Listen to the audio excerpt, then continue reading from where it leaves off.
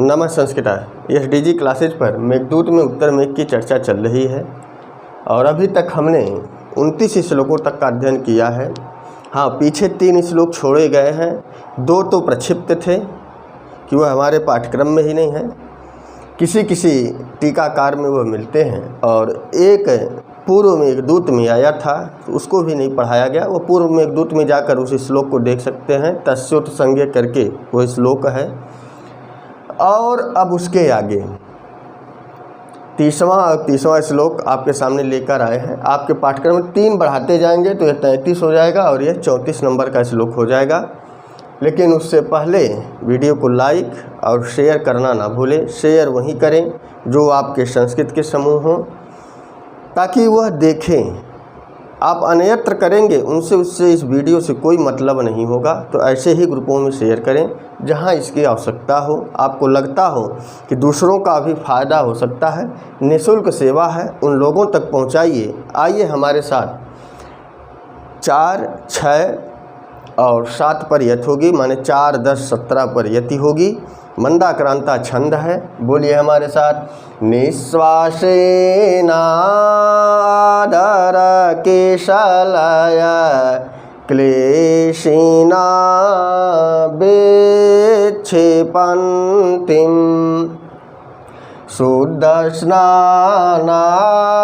परुषोमलकं नूनमागण्डलम्बम् मत्संभोगः कथमुपनयेत् स्वप्नजोपेते निद्राम् आकाच्छन्तीं नयनसलिलोत् पीडरोद्धावकाशम्।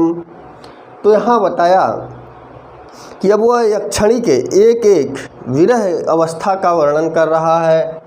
यहाँ बताया कि निःश्वासेन अर्थात अपने गर्म गर्म सांसों के द्वारा, अधर माने जो ओठ है, किसलय वह किसलय के समान है।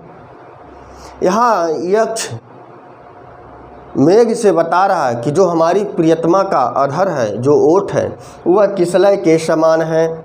और किसलय अर्थात वृक्षों से जो नवीन पत्ते निकलते हैं, अभी वह हरा नहीं हुआ है, अर्थात वह लाल है, उसमें लालिमा है और वो पत्ता बहुत ही मुलायम होता है, बहुत ही नरम होता है। तो यहाँ बताया कि निःश्वासेन अधर किसलय के गर्म सांसों के द्वारा अधर किसलय अर्थात किसलय के समान नरम नरम होठों को क्लेशिना तपाने वाली, क्लेशित करते हुए, उसको दूषित करते हुए, अर्थात जब मुख से हम गरम गरम श्वास छोड़ते हैं विरह की अवस्था में तो हमारे होठों पर पपड़ी पड़ जाती है।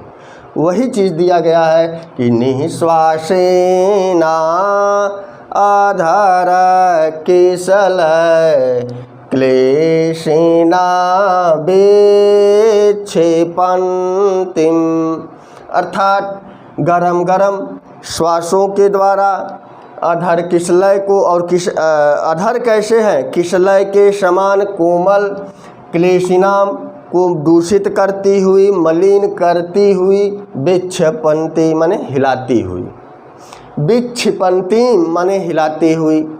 वह हमारी यक्षिणी गरम गरम सांसों के द्वारा अपने होठों को तपाने वाली, अर्थात किसलय के समान होठों को तपा देने वाली या होठों को बिगाड़ देने वाली, होठों के कोमलता को खत्म कर देने वाली विक्षिपन्ती अर्थात हिलाती हुई। तो विक्षिपन्तीम से यक्षिणी का बोध हो रहा है, हिलाती हुई माने यक्षिणी। और बताया आगे, कभी कभी पूछ देगा, एक लाइन दे देगा कि विक्षिपन्तीम से किसका बोध हो रहा है, माने हिलाते हुए। तो होठों को कौन हिला रही है, यक्षिणी हिला रही है। और बताया कि शुद्ध स्नानात माने शुद्ध स्नान करते, अर्थात तेल उबटन आदि का इस्तेमाल न करते हुए, शैम्पू आदि का इस्तेमाल न करते हुए। तो ऐसे स्नान को शुद्ध स्नान माना जाता है। शुद्ध स्नानात् पारुषमालकम। तो जब वो शुद्ध स्नान करती थी अर्थात केवल जल से ही नहाती थी, तो उसके जो अलकम हैं, जो बाल हैं, वह परुष हो गए हैं, कठोर हो गए हैं। ये स्त्रियां बहुत अच्छे से समझती होंगी कि यदि हम बालों में ज़्यादा दिन तक शैम्पू आदि का इस्तेमाल ना करें तो बालों रूखापन हो जाता है, कठोरपन आ जाता है। वही यहाँ पर यक्ष मेघ को बता रहा है कि शुद्ध स्नानात् पारुषमालकम के अर्थात शुद्ध स्नान के द्वारा जिसके अलक, जिसके बाल कठोर हो गए हैं, और नूनमागंडलम्बम,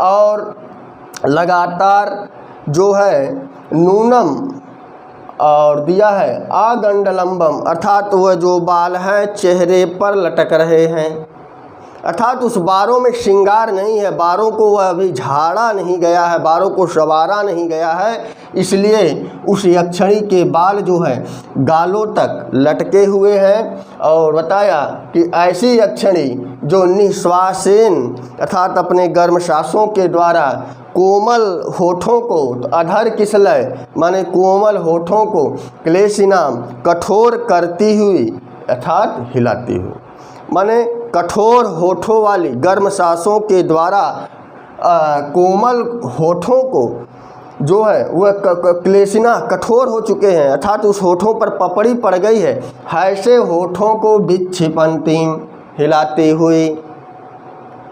अर्थ समझ में आया? दिया है कि शुद्ध स्नान अर्थात केवल जल के स्नान के कारण परशुमलकम, परुषम अलकम अर्थात जिसके अलक बाल कठोर हो गए हैं, रूखे बाल हो गए हैं, और नूनम आगंडलम्बम अर्थात जिसके गालों तक बाल लटके हुए अर्थात बाल सवारे नहीं गए हैं, और जिसके कोमल ओठ गर्म सांसों के द्वारा क्लेशित हो गए हैं, कठोर हो गए हैं, उनका आकार बिगड़ गया, उस पर पपड़ी जम गई है, ऐसे होठों को हिलाती हुई, विक्षिपन्तीम माने हिलाती हुई। अब बताया कि वह और क्या कर रही है कि मत्संभोगाः कथमुपनयेत् स्वप्नजोपीति निद्राम। बताया कि मत संभोग अर्थात मेरे साथ बिताए गए पल को, अर्थात मेरे साथ बिताए गए पल को, अर्थात मेरे साथ किए गए संभोग को, कथम उपनयेत स्वप्नज अपि इति निद्राम, कि वह मेरे साथ बिताए गए पल को वह सपनों में लाना चाहती है, क्योंकि मैं उससे दूर हूँ। वह चाहती है कि मुझे जो है निद्राम आकाक्षन्ति, तो अर्थात मुझे जो है निद्रा आ जाए, मुझे नींद आ जाए, ताकि मैं सपनों में अपने बिताए हुए पल को ला सकूं। तो दिया है ना उपनयेत माने ला सकूं, कि हमारे सपनों में हमारे स्वामी हमारे प्रियतम आ जाएं। तो वही दिया कि मत संभोगाः अर्थात मेरे साथ किए गए संभोग को, मेरे साथ बिताए गए क्षण को, कथम उपनयेत कैसे मैं अपने अंदर लाऊं, अपने सपनों में लाऊं। तो दिया ना स्वप्नज कथम उपनीत, मैं उसे अपने सपने में कैसे लाऊं, क्योंकि निद्राम आकांक्षन्ति अर्थात वह निद्रा की आकांक्षा करती है। वह हमारी यक्षिणी सोचती है कि हमारी आँखों में निद्रा आ जाए, मैं सो जाऊं, और जब सोऊंगी तभी स्वप्न आएंगे, और जब स्वप्न आएंगे तभी हम अपने प्रियतम से संभोग कर पाएंगे, तभी हम अपने प्रियतम से सपनों में मिल पाएंगे। लेकिन दिया है कथम, लेकिन कैसे मैं उसे सपनों में लाऊं, क्योंकि दिया है कि नयन सलिलोट, क्योंकि उसकी आँखों में जो जल है। तो नयन सलिलोट माने आँखों के आंसू उत्पीड़ रुद्धावकाशम, उसकी आँखों में जल भरा है, उसकी आँखों में जो है आंसू बह रहे हैं, जिससे रुद्ध हो गया है अवकाश माने खाली स्थान। आँखों में जो खाली स्थान है उसमें तो जल भरा है, और जब आँखों में जल ही भरा है और रोती हुई आँखों में नींद नहीं आती। निद्रा की एक अवस्था होती है, एक विशेषता होती है कि आँखें खाली होंगी तभी नींद आएगी। वह चाहती है कि हमें निद्रा आ जाए, मैं सो जाऊं, लेकिन नयन सलिलो उत्पीड़न, लेकिन लगातार आंसुओं के द्वारा जो आँखें उत्पीड़ित हो गई हैं, पीड़ित हो गई हैं, जिसे पीड़ा पहुंचा रही हैं, ऐसे आंसू जो है अवकाशाम अर्थात अवरुद्ध हो गया है खाली स्थान, और जब खाली स्थान होगा तभी निद्राम होगा। इसीलिए अवरुद्ध लिखा, रुद्ध हो गया है, खाली स्थान है ही नहीं तो नींद कहाँ आएगी। तो यहाँ यही बताया कि मैं उसे सपनों में कैसे लाऊं, कैसे याद करूं कि वह प्रियतम हमारे सपनों में आ जाएं, मेरे साथ जो बिताए हुए पल हैं उसको मैं अपने सपनों में कथम उपनयित कैसे लाऊं, क्योंकि निद्राम आकांक्षन्तिम, कि मैं निद्रा को चाहती हूँ, चाहती हुई, फिर भी नयन सलिलोत उत्पीड़न, मैं तो निद्रा चाहती हूँ कि मैं निद्रा में ही अपने पति से मिल लूँ, अपने यक्ष से मिल लूँ, लेकिन वह हमारी आँखों में जो आंसू बह रहे हैं वह रुक नहीं रहे, और जब आँखों से आंसू ही नहीं रुक रहे हैं इसीलिए रुद्धावकाशाम, तो नींद आएगी ही नहीं। अर्थात अवरुद्ध हो गया है खाली स्थान, जब आँखों में पानी भरा होगा नींद नहीं आएगी, यह आप अच्छी तरह जानते होंगे। यही उस यक्षिणी की, यक्ष बता रहा है सबसे बड़ी समस्या तो यही है। पहली समस्या बताया कि वह शुद्ध जल से स्नान करती हो। पति वियोग में किसी का पति बाहर चला जाए तो स्त्रियां ज़्यादा साज और श्रृंगार नहीं करती, वो शुद्ध ही जो है स्नान करती हैं, केवल निर्मल जल से ही स्नान करती हैं, ना तो बालों में शैम्पू तेल आदि का इस्तेमाल करती हैं, जिससे परुषम अलकम अर्थात जिसके अलग कठोर हो गए हैं और वह अलग साजा सवारा नहीं गया है, जिससे वह गंडस्थल पर अर्थात गालों पर लटक रहे हैं, और निश्वासेन अधर किसलय अर्थात गर्म गर्म सांसों से किसलय के समान कोमल होठ भी कठोर हो गए हैं, और उस कठोर होठों को विक्षिपंतिम हिलाती हुई हमारी यक्षिणी तुम्हें दिखाई पड़ेगी। और दूसरा बताया उन्होंने कि मत संभोगात, मेरे साथ बिताए हुए पल को कथम उपनयित, कैसे मैं उनको अपने पास बुलाऊं, कैसे मैं उनको अपनी आँखों में बसाऊं।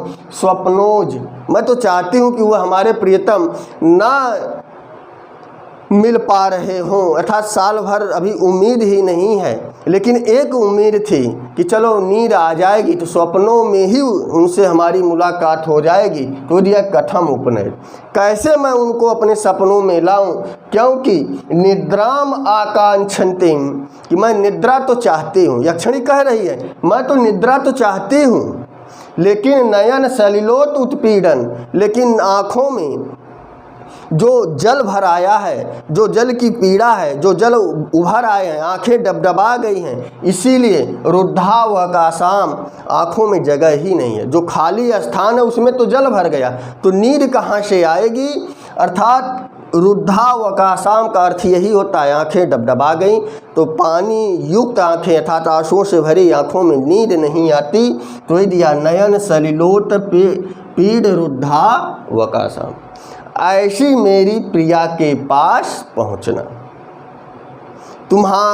तुम्हें जो तुम्हारी सखी है वह इसी अवस्था में तुम्हें दिखाई पड़ेगी कि गर्म गर्म होठों से जिसका जो है किसलय अधर क्लेशिना दूषित हो चुका, जिसके अधर दूषित हो चुके हैं, जिसके होठों की कोमलता चली गई है, ऐसे होठों को विक्षपंतिम हिलाती हुई, और जिसके आँखों में लगातार नींद की आकांक्षा कर रही है, लेकिन फिर भी आँखों में आंसू नहीं रुक रहे हैं, ऐसी हमारी प्रिया के पास पहुँचना।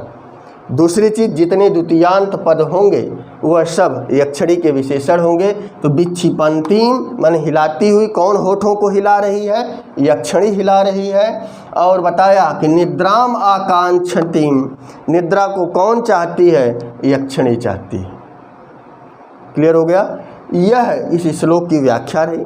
बहुत ही आसान, कुछ था नहीं इसमें विशेष, बस यही था कि शुद्ध स्नान के द्वारा जिसके अलग कठोर हो गए हैं अर्थात उसमें रूखापन आ गया है, और नूनम आगंडलम अर्थात बालों को संवारा नहीं गया, इसीलिए बाल गालों तक लटक रहे हैं, और निःश्वासेन गर्म श्वासों के द्वारा पिछलय अधर अर्थात कोमल ओठों को क्लेशिनाम तपाने वाली विक्षिपंतीम ऐसी यक्षिणी को होठों को हिलाते हुए तुम देखोगे।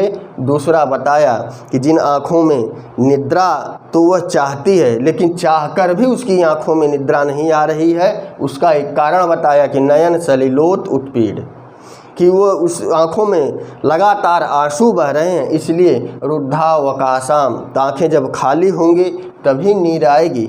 ऐसी अवस्था में हमारी यक्षिणी के पास पहुँचना। क्लियर हो गया? अब आ जाओ आगे। या देवधा बेराह देवशे या शिखादाम हित्वा सापश्यांते विगलित शुचां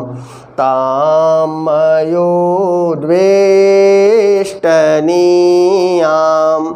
यहाँ बताया कि आद्य माने पहले, कि आद्य विरह दिवसे, कि पहले वियोग के दिन या पहले विरह के दिन में, कि जब हम उससे पहली बार बिछड़ रहे थे उस समय की चर्चा कर रहा है कि आद्य बद्धा विरह दिवसे, जब हम उससे पहली बार अलग हो रहे थे, अर्थात जब पहला दिन हमारा वियोग का था।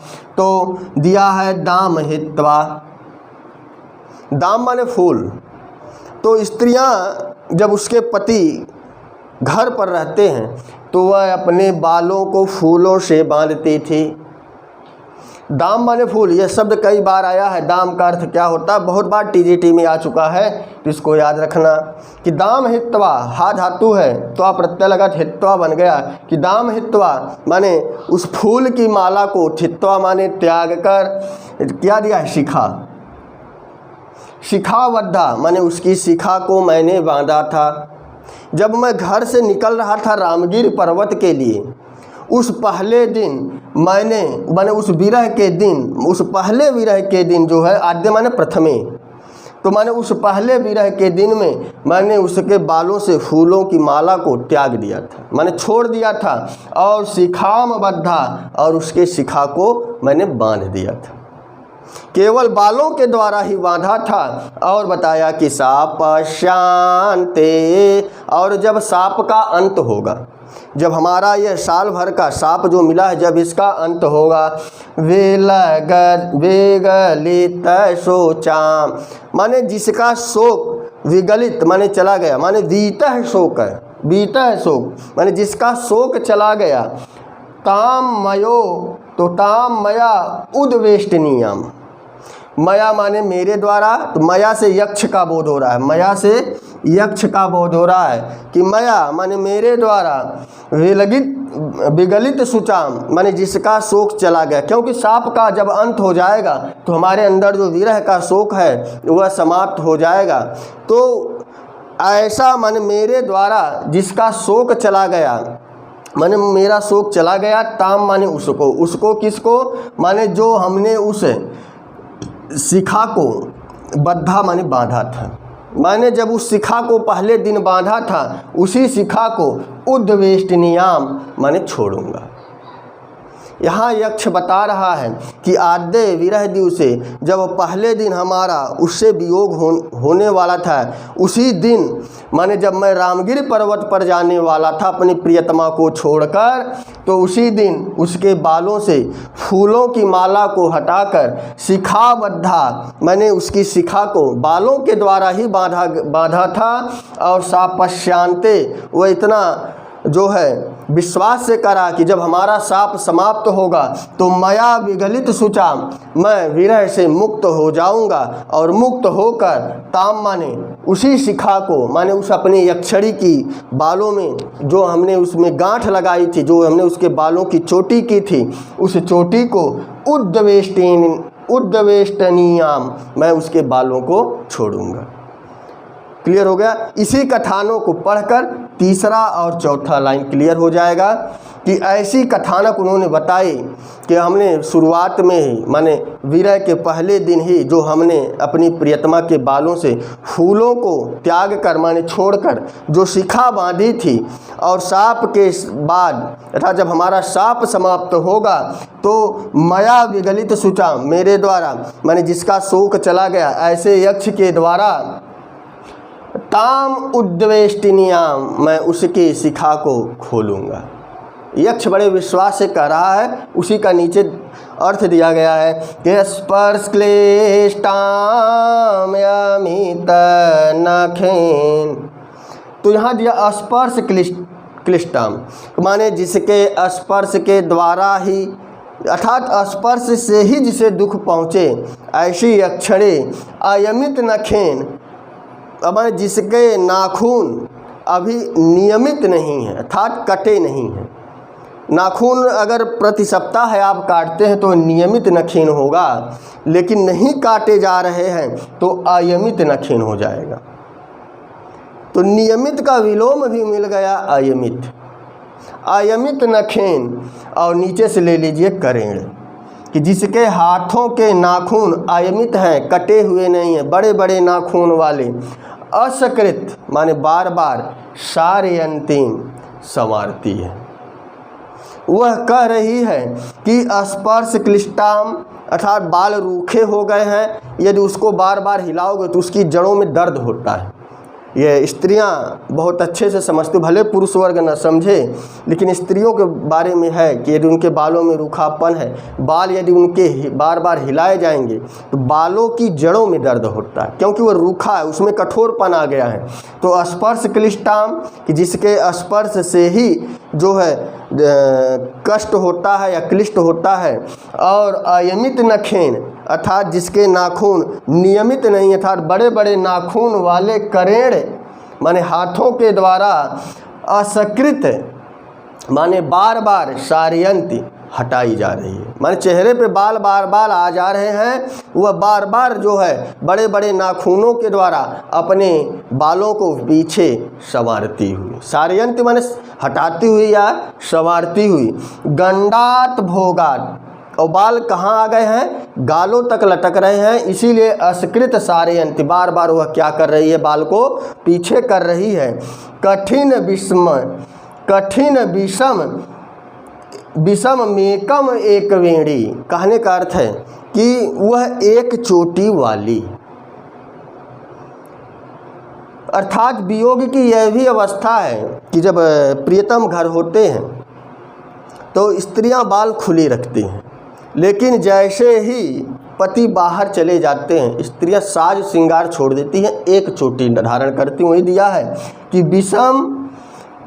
विषमामेकम एक वेणी, अर्थात एक चोटी को धारण की हुई, कठिन विषम माने कठोर, और चोटी यदि बधी होगी और उसको साबुन शैम्पू का इस्तेमाल यदि नहीं होगा, ऊपर से श्लोक से पढ़कर आए शुद्धासनात, तो जिससे वह वेणी कैसी हो गई है, कठोर हो गई है, और उस चोटी से 2, 4, 10 बाल गालों पर लटक रहे हैं। उसी बालों को करेण माने करेण के द्वारा दिया ना, गंडा भोगात माने जो गालों पर बाल लटक आए हैं उसको दिया है अयमित नखेन, अयमित नखेन के द्वारा। जब उस बालों को स्पर्श कर रही है तो स्पर्श क्लिष्टान, वह स्पर्श भी उन्हें दुख दे रहा है अयमित नखेन के द्वारा। तो अयमित नखेन करेण असत्कृत सारयंती, असकृत माने होता है बार बार, सारयंती माने पीछे, वह गालों पर से बालों को हटा रही है। तो यह श्लोक की व्याख्या रही। हाँ, यहाँ पर अयमित नखेन का विशेष करेण है। करेण का विषय का अयमित। नखेन कैसा है, माने हाथ कैसा है कि जिसके हाथों के नाखून बढ़ गए हैं। तो इस प्रकार से इसका व्याख्या रहा। मया से यक्ष का बोध हो रहा है कि मेरा शोक जब चला गया, जब मेरा शोक समाप्त हो जाएगा। विगलित शुचा, मया विगलित शुचा, जब मेरा शोक समाप्त हो जाएगा। शोक क्यों समाप्त हो गया?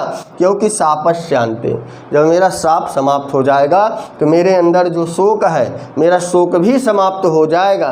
तब मैं ताम माने उस बाल को उद्देष्टिनियाम खोलूँगा। मैंने जो वो चोटी दिया ना, एक वेड़ी, जो हमने उसके बालों में शिखाम बद्धा, जो शिखा बानी थी वह एक चोटी वाली बांधी थी, और साल भर बाद मैं उस चोटी को खोलूँगा। इसलिए वह कठिन विषम दिया है, वह बहुत कठोर होगी चोटी को। ऐसी चोटी को मैं खोलूँगा जब मेरा साप खत्म हो जाएगा। दिया शापश्यांते। तो इस प्रकार से आप अर्थ को बनाते रहिए। इससे बनने वाले प्रश्नों को आप कर सकते हैं कि एक वेणीम कौन है? यक्षिणी है। एक वेणीम कौन है? यक्षिणी है। तो और बताया यहाँ पर असकृत का अर्थ कभी कभी पूछ देता है, माने बार बार। सार्यंती माने सवारती है, कि जब उसके गालों पर बार बार बाल आ जा रहे हैं, 2, 4, 10 बाल आ जा रहे हैं उस चोटी से छूटकर, तो इसीलिए उस बालों को क्या कर रही है? पीछे हटा रही है। तो जब वह बालों को स्पर्श करती है तो बाल इतने कठोर हो गए हैं कि उसके स्पर्श के कारण, हाथों के स्पर्श के कारण ही वह जो बाल हैं उसकी जड़ों में दर्द हो रहा है। बाल जब भी हिल रहे हैं तो जड़ से जो दर्द होता है, तो ऐसे जड़ के द्वारा था जिसको माने स्पर्श के द्वारा जिसको कष्ट हो रहा है, ऐसे बालों को अनियमित माने बढ़े हुए नाखूनों के द्वारा असकृत माने बार बार सार्यंती हटाती है। ऐसी मेरी प्रिया के पास हे मेघ तुम पहुँचना। ऐसी मेरी प्रिया के पास पहुँचना कि जो सुदर्शनात् होगी, अर्थात जिसके बाल रूखे होंगे, नाखून बड़े बड़े होंगे, और बार बार वह गालों से अपने नाखूनों, अपने बालों से अपने हाथों से गालों पर जो बाल आए हैं, जो बाल चेहरे पर लटक रहे हैं, उस चेहरे से बार बार हटाती हुई हमारी प्रिया के पास पहुँचना। क्लियर हो गया? तो यह इस श्लोक का अर्थ रहा। कैसा लगा कमेंट में लिखिएगा। अच्छा लगा हो तो शेयर कीजिए और लाइक करना ना भूलें। तो बस आज के लिए इतना ही। नमः संस्कृताय। शुभ संध्या, शुभ रात्रि।